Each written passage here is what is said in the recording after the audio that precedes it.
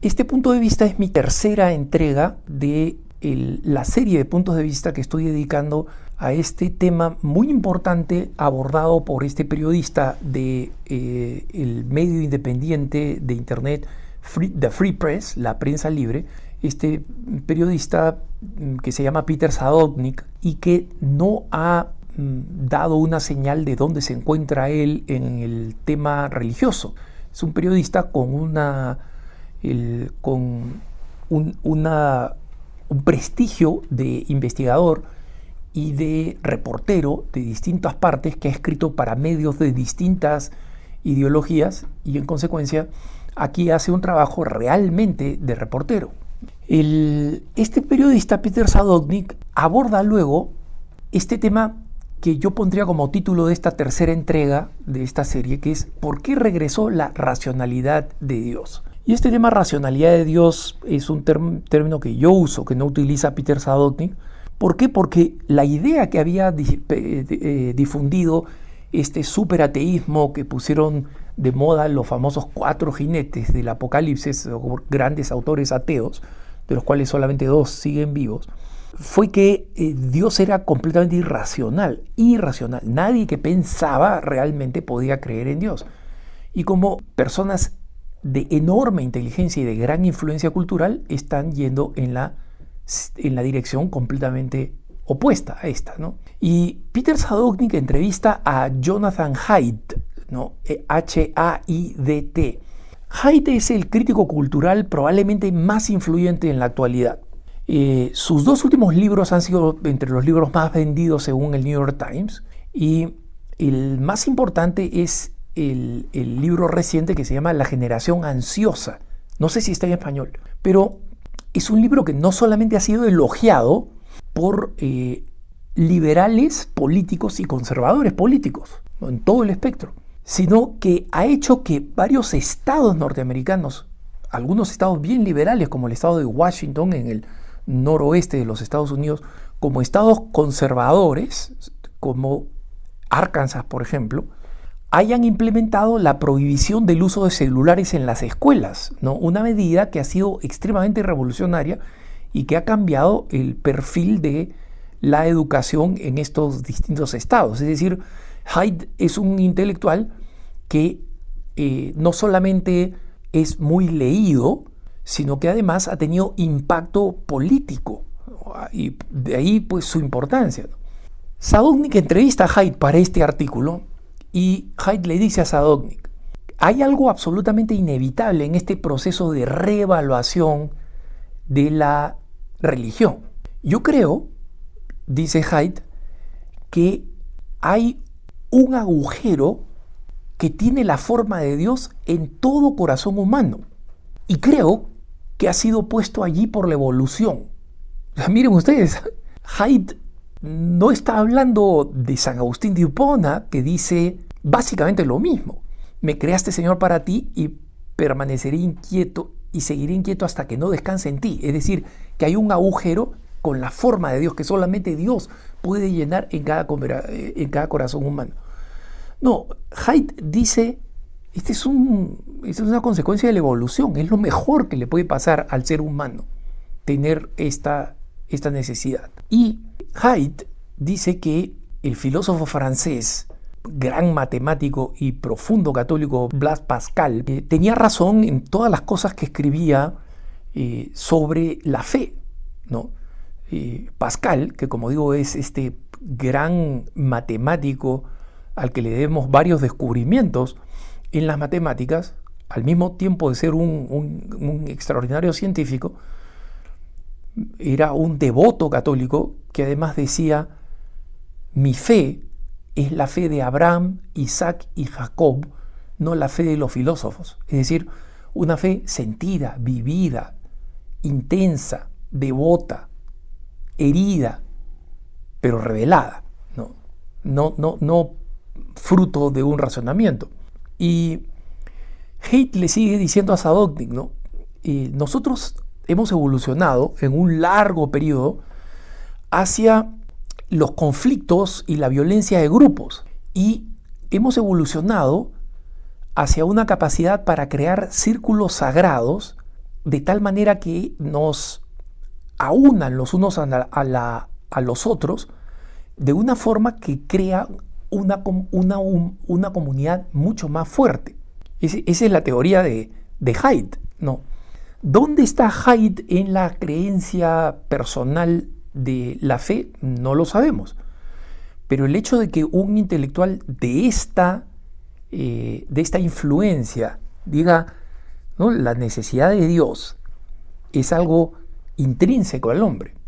Y luego Zadotnik entrevista a Niall Ferguson. Niall Ferguson es uno de los analistas de la historia, un historiador y un analista de la historia más influyente del mundo angloparlante hoy. Él es escocés. Y analista histórico, ¿qué cosa significa? Es de aquellos que conocen muy bien la historia moderna y la analizan para ver qué patrones de la historia se pueden aplicar a las realidades contemporáneas. Entonces, es una especie de oráculo a los que muchos medios hoy en día acuden para ver cómo interpretamos estos hechos actuales, cómo interpretamos el ascenso de Trump, cómo interpretamos la crisis de la ideología de género después de este ascenso tan repentino que tuvo. Y es un tipo muy respetado. Niall Ferguson le dice a Zadotnik, mira, yo creo que Haidt tiene razón porque básicamente lo que está diciendo es no podemos organizar una sociedad en torno al ateísmo. Y esa es la razón por la cual puede ser muy atractivo, ¿no?, porque nos da una gran sensación de autonomía, de que los seres humanos tenemos todo el poder, de que no hay nadie que nos gobierne o que nos rija. Pero el ateísmo solamente se puede aplicar a un grupo pequeño. Un grupo muy pequeño, una élite, puede decir, nosotros somos ateos y nosotros estamos saliendo de este mundo religioso. Pero en forma práctica, en realidad, miren, esta reflexión de Ferguson es muy importante.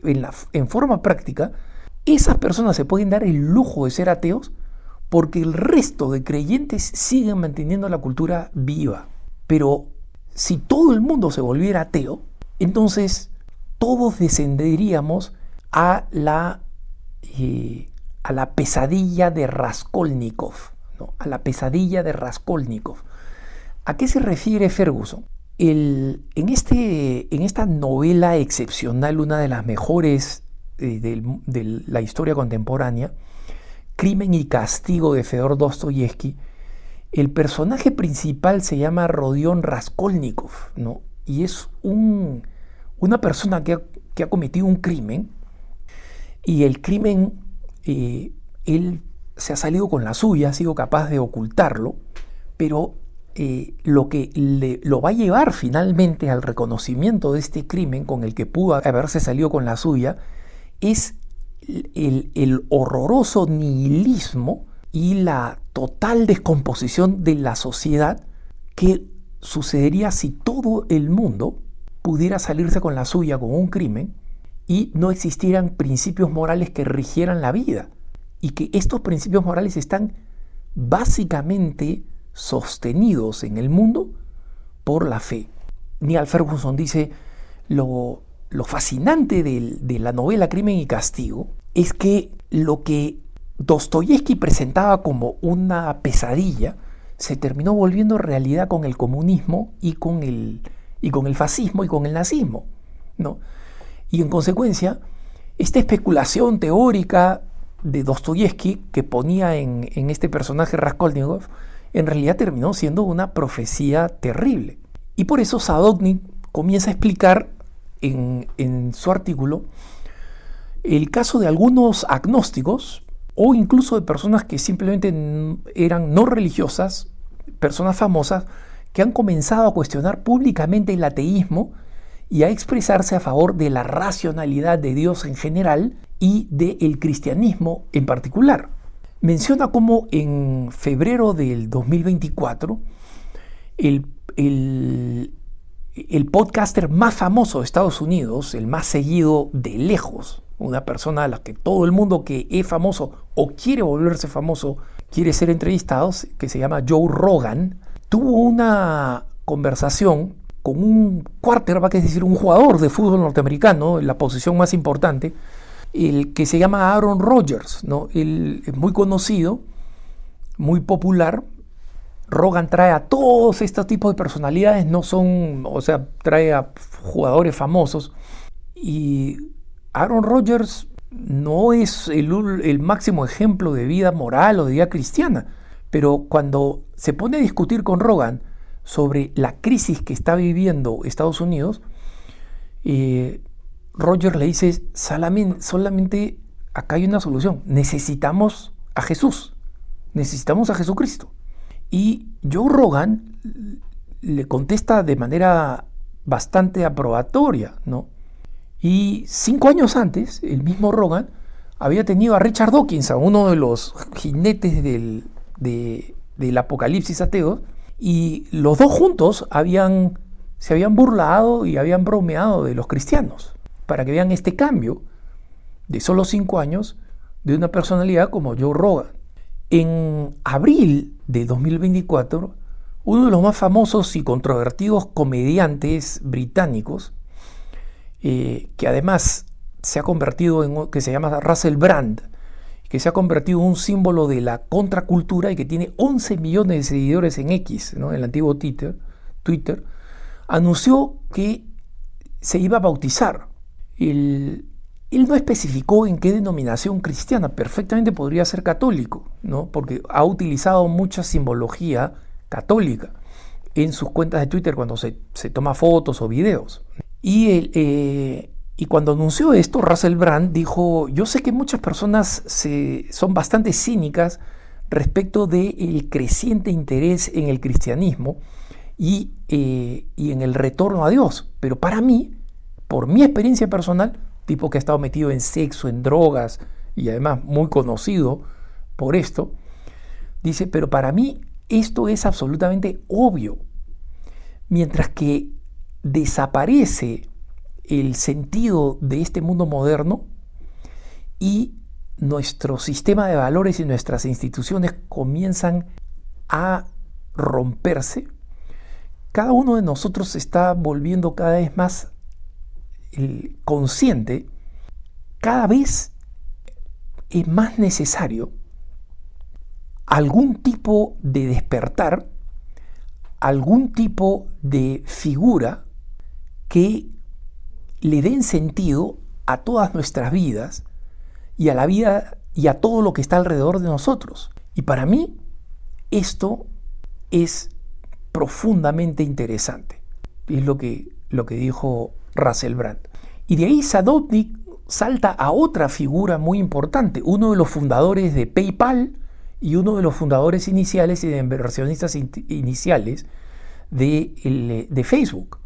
Es un billonario e inversionista de la tecnología que vive en Estados Unidos desde hace muchos años, tiene nacionalidad norteamericana, pero nació en Alemania, se llama Peter Thiel, y que durante muchos años había asumido una cierta espiritualidad, así digamos de tipo oriental, pero que recientemente reveló que en años pasados era muy cercano al filósofo francés que produjo la mayoría de sus pensamientos y murió en California, que se llama René Girard. En otra oportunidad voy a hablar de René Girard. Es un intelectual católico de extrema influencia. Y Peter Thiel dice, yo he terminado cayendo en el lado de Dios en este debate. Dios tiene algún tipo de plan para la historia. Mientras era entrevistado en un podcast por un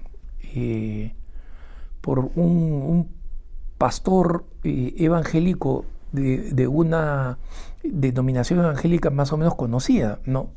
Y Thiel dice, tal vez sea un plan oculto, tal vez sea un plan secreto, pero Dios tiene un plan para mi vida y para tu vida.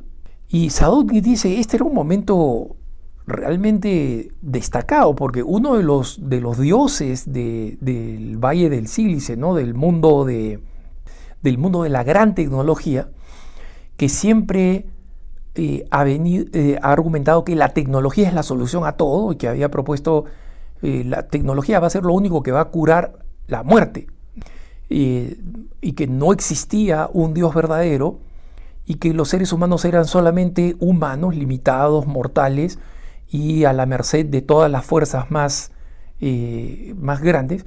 Ahora no solamente hablaba de Dios, sino hablaba de un plan de Dios, es decir, de un Dios específico que es providente, que se preocupa por cada una de las personas, por ti y por mí, al punto de darnos un plan. Luego Zadokny registra que el famoso billonario, el hombre más rico del mundo, Elon Musk, el gran héroe del ateísmo, el que es el padre de los vehículos eléctricos, ¿no? Los Tesla, y la exploración espacial con SpaceX, el campeón de la libertad de expresión.